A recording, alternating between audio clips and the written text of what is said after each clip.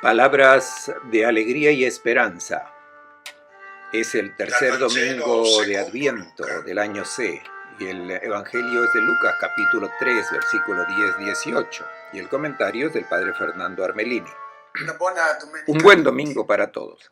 La scorsa El domenica abbiamo pasado sentito domingo il escuchamos al Battista che Bautista que predicava predicaba un battesimo di bautismo de conversión. Convertirse significa dar vuelta completamente la escala de valores que guía nuestra vida. Si en la cima teníamos el dinero, la carrera, el éxito y un poco más abajo la familia, luego también la fe, el evangelio, en los paréntesis de tiempo que teníamos naturalmente, convertirse quiere decir dar vuelta esta escala de valores.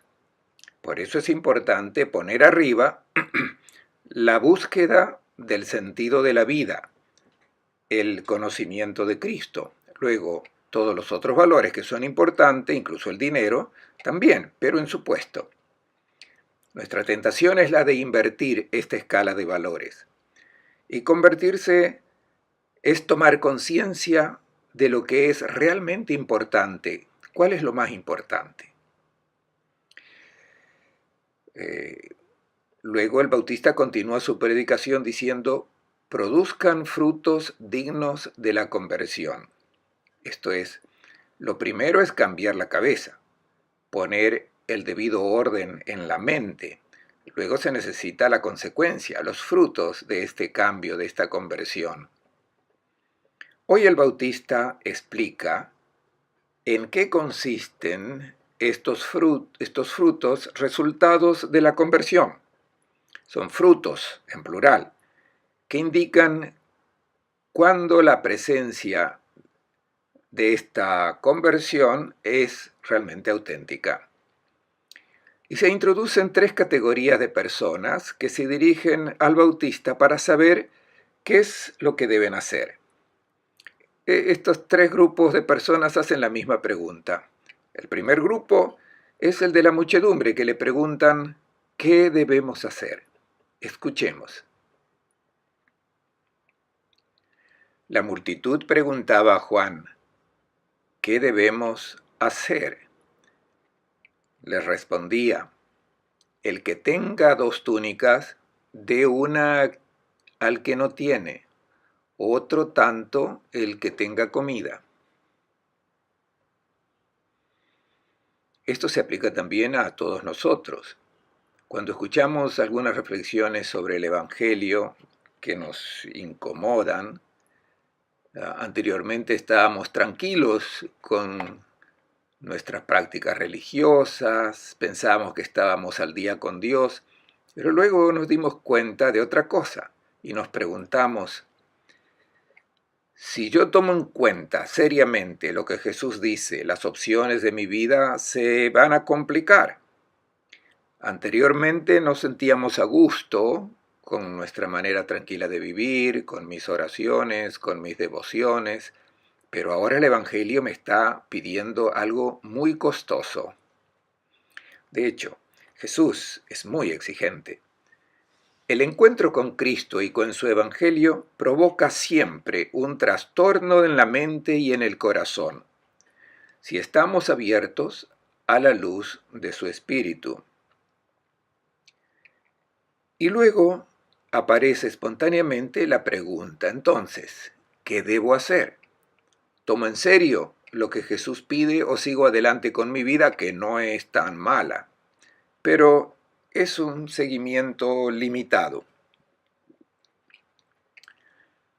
La conversión moral, o sea, el cambio de vida, viene solamente después del cambio de la mente y del corazón.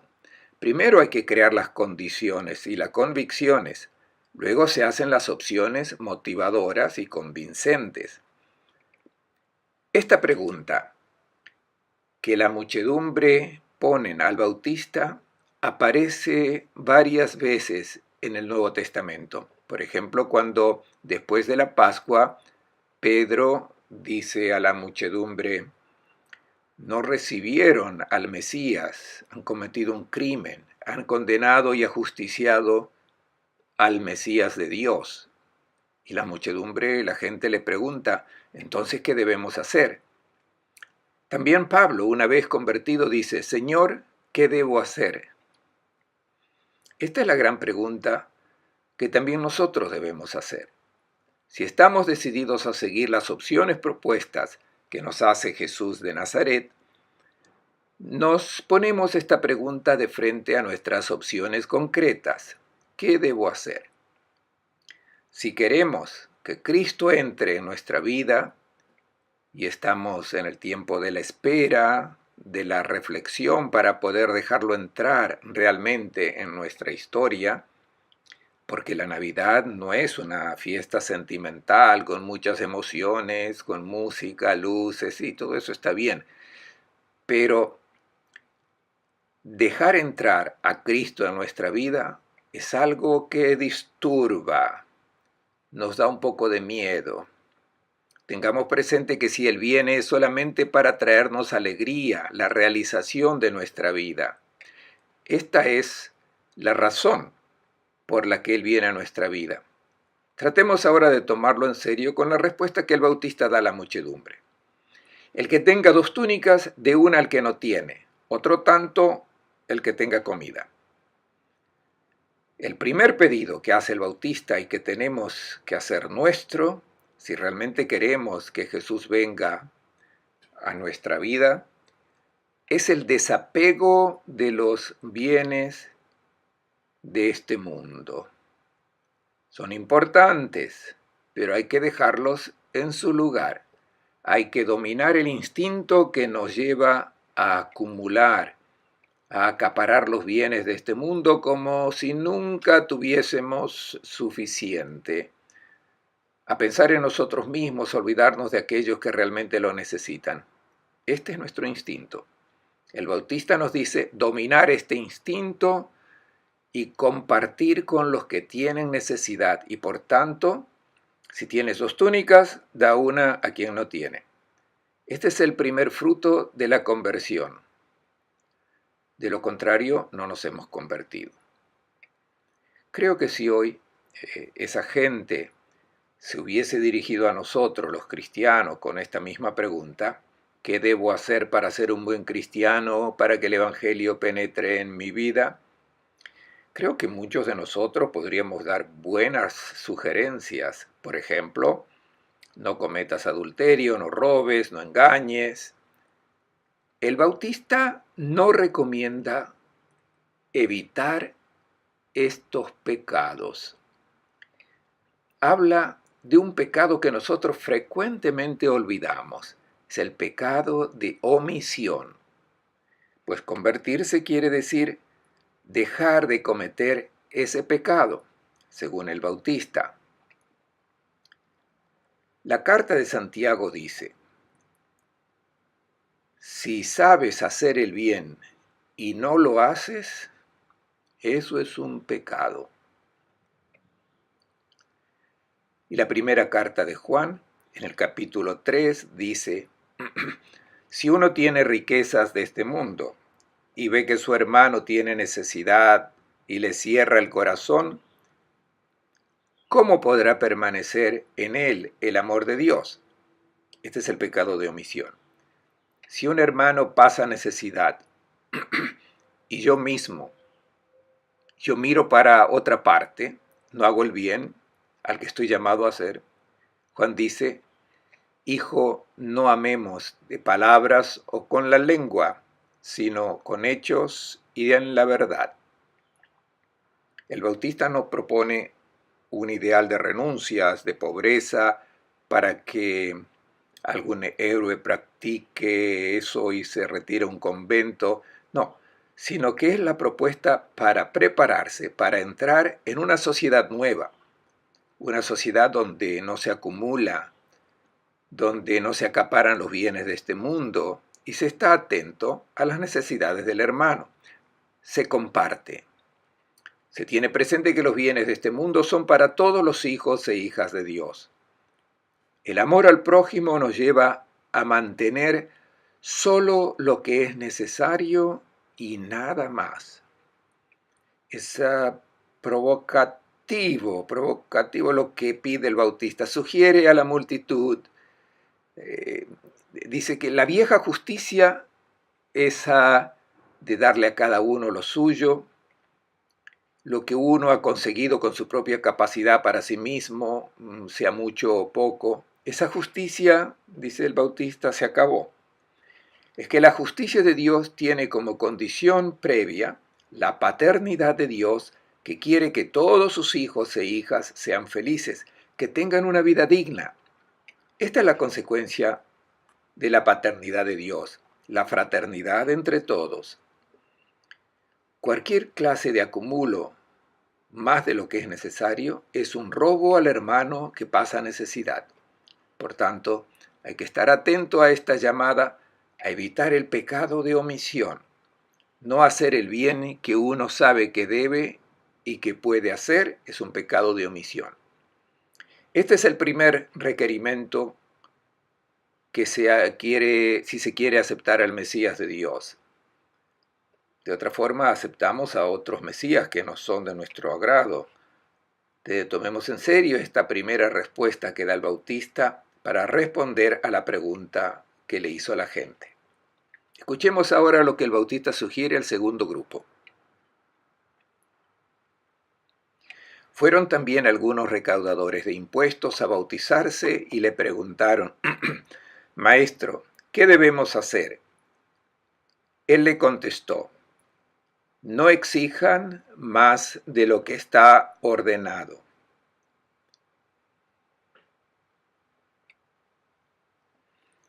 Los encargados de cobrar los impuestos no eran bien vistos. Los publicanos eran las personas más impopulares en Israel, no solamente por su profesión, que no inspiraba nada de simpatía, sino por la manera como la ejercían.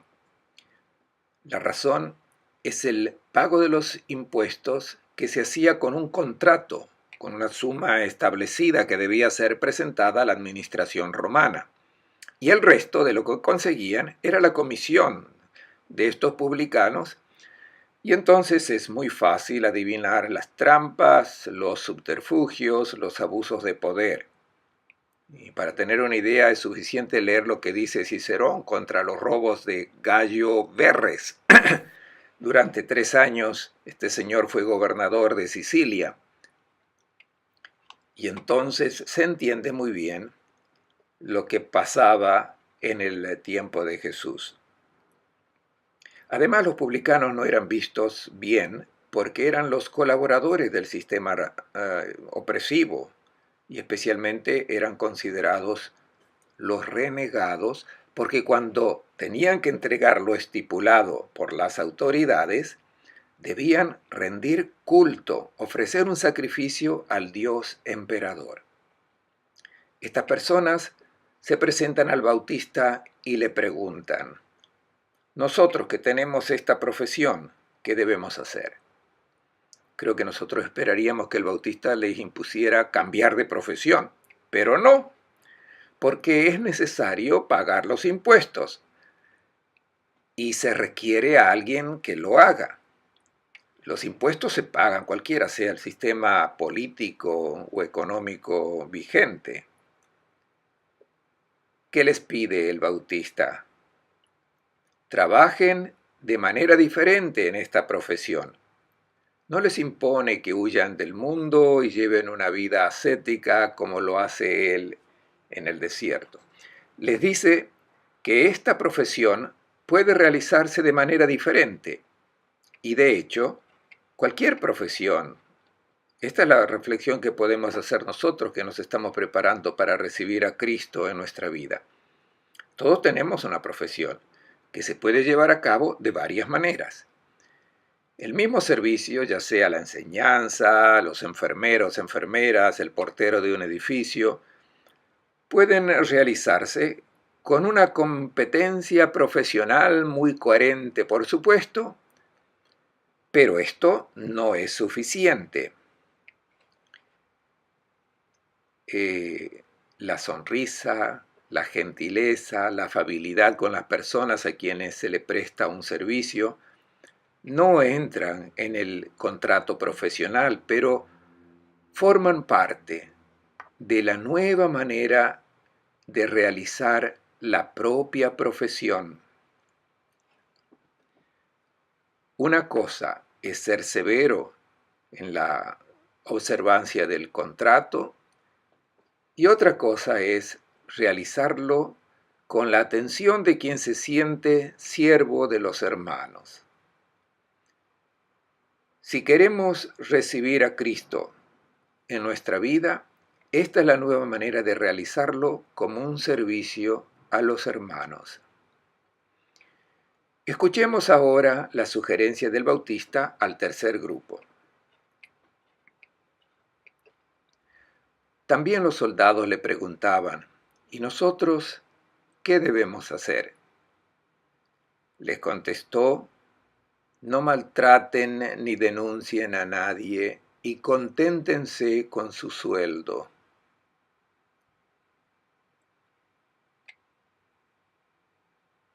El tercer grupo son los soldados. ¿Y nosotros qué debemos hacer?, preguntan.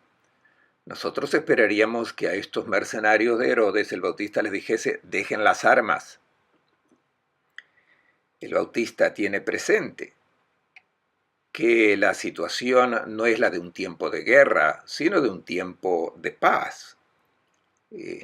No hay saqueos, derramamiento de sangre, y los soldados deben mantener el orden solamente, impedir la violencia, y por tanto los soldados son necesarios. ¿Cuál es el peligro?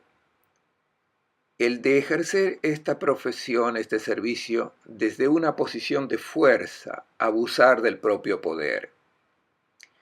Tienen las armas en mano, por tanto, pueden levantar la voz, ofender, intimidar, abusar. La recomendación del Bautista, que también es válida para todos aquellos que hoy están tentados de abusar de su posición,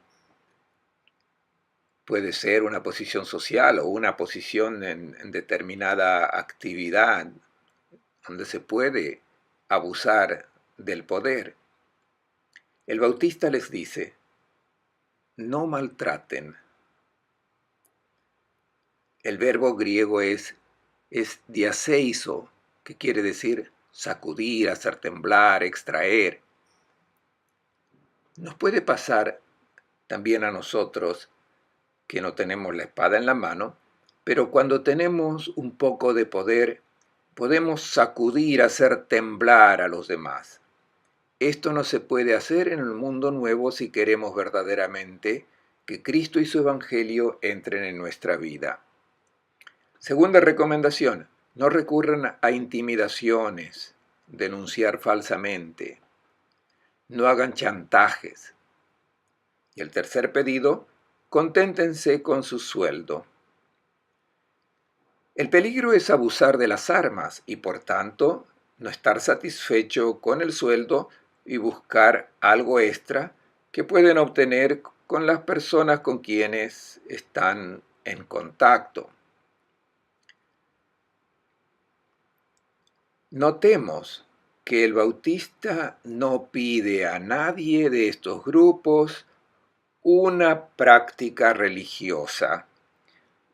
Ha pedido la conversión de la mente, que llama enseguida un cambio de vida, en la relación con los hermanos. Y la oración sirve para asimilar el mensaje evangélico para nosotros, para luego poner en práctica esta luz que se ha recibido, aceptando y escuchando las palabras del Maestro. Luego tenemos que el pueblo está en expectativa, espera algo. Escuchemos. Como el pueblo estaba a la expectativa y todos se preguntaban por dentro si Juan no sería el Mesías, Juan se dirigió a todos. Yo los bautizo con agua, pero viene uno con más autoridad que yo, y yo no soy digno de soltarle la correa de sus sandalias.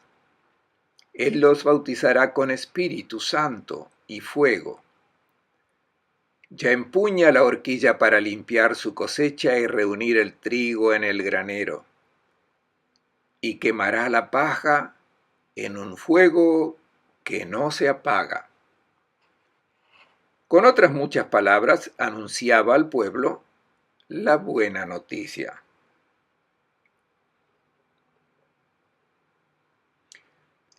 En Adviento estamos esperando la venida del Señor. Nos estamos preparando para dejar entrar el Evangelio a Cristo en nuestra vida. En tiempos del Bautista, todo el pueblo estaba a la espera. ¿Qué esperaban?